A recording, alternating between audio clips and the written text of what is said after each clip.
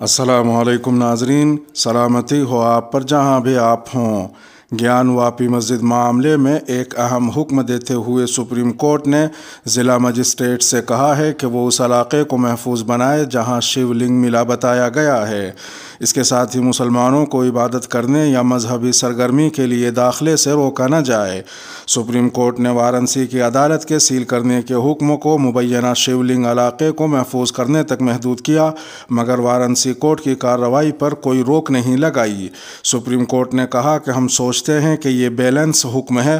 Supreme court نے مسجد committee کی درخواست پر ہندو فریق اور یوپی حکومت کو نوٹس جاری کیا ہے۔ اس معاملے میں 19 مئی تک جواب طلب کیا گیا ہے۔ قبل ازیں منگل کو سپریم کورٹ میں ہوئی سماعت میں حذیفہ احمدی نے مسجد کمیٹی کی جانب سے جرح کی۔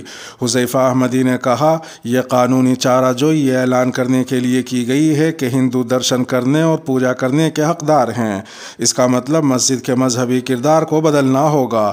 آپ ایڈووکیٹ کمشنر کو اس طرح منتخب نہیں کر سکتے۔ مدعی کے تجویز کردہ آپشن پر ایڈووکیٹ کمشنر کا تقرر نہیں کیا جا سکتا۔ انہوں نے مزید کہا کہ ہماری درخواست پر سی جے آئی نے جلد سماعت کا مطالبہ کیا۔ حذیفہ احمدی نے کہا کہ کمیشن نے ہفتہ اور اتوار کو سروے کیا، جبکہ کمشنر کو معلوم تھا کہ سپریم کورٹ اس معاملے کی سماعت کرے گی۔ اس کے باوجود سروے کرایا گیا۔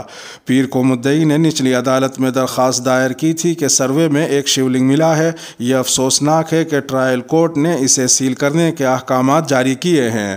انہوں نے مزید کہا کہ اس حقیقت کے باوجود کہ کمشنر کی طرف سے کوئی رپورٹ درج نہیں کی گئی، مدعی کی طرف سے دائر درخواست میں کہا گیا ہے کہ کمشنر نے تالاب کے قریب ایک شیو لنگ دیکھا ہے۔ یہ انتہائی غیر منصفانہ ہے کیونکہ کمیشن کی رپورٹ کو فائل کرنے تک خفیہ رکھا جاتا ہے۔ حذیفہ احمدی نے یہ بھی کہا کہ کمیشن کے سروے کی آڑ میں جگہ کو سیل کرنے کی کوشش کی گئی۔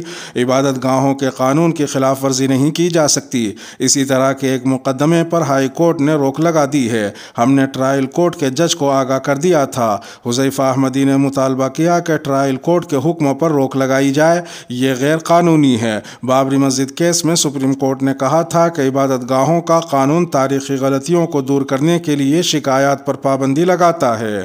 حذیفہ احمدی نے کہا کہ اس عدالت نے واضح طور پر کہا کہ 15 اگست 1947 کو کسی جگہ کے مذہبی کردار کے ساتھ چھیڑ چھاڑ نہیں کی جا سکتی۔ اس طرح کے احکامات فساد کے سنگین امکانات رکھتے ہیں۔ انہوں نے کہا کہ ان تمام احکامات پر بھی پابندی لگائی جائے۔ یہ احکامات پارلیمنٹ کے قانون کے خلاف ہیں۔ اس پر جسٹس چندرچوڑ نے کہا کہ ہم ٹرائل کورٹ سے کمیشن کی تقرری کے لیے زیر التوا درخواست کو نمٹانے کے لیے کہہ سکتے ہیں۔ انہوں نے مزید کہا کہ صرف ایک نکتہ، ہم صرف آپ کے چیلنج کی بنیاد پر بات کر رہے ہیں کہ ریلیف گرانٹ کو پیلس آف ورشپ ایکٹ نے روک دیا ہے۔ یہ وہ ریلیف ہے جو آپ نے درخواست میں مانگی ہے۔ ہم نچلی عدالت کو تصفیہ کرنے کی ہدایت کر سکتے ہیں۔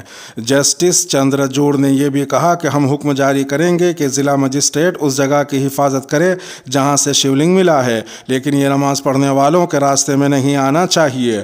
انہوں نے سولیسیٹر جنرل تشار مہتا سے پوچھا، شیو لنگ کہاں ملا؟ اس پر جنرل تشار مہتا نے کہا، وضو خانے میں۔ جیسا کہ میں سمجھتا ہوں یہ وہ جگہ ہے جہاں آپ اپنے ہاتھ اور چہرے کو دھوتے ہیں، اور نماز پڑھنے کے لیے الگ جگہ ہے۔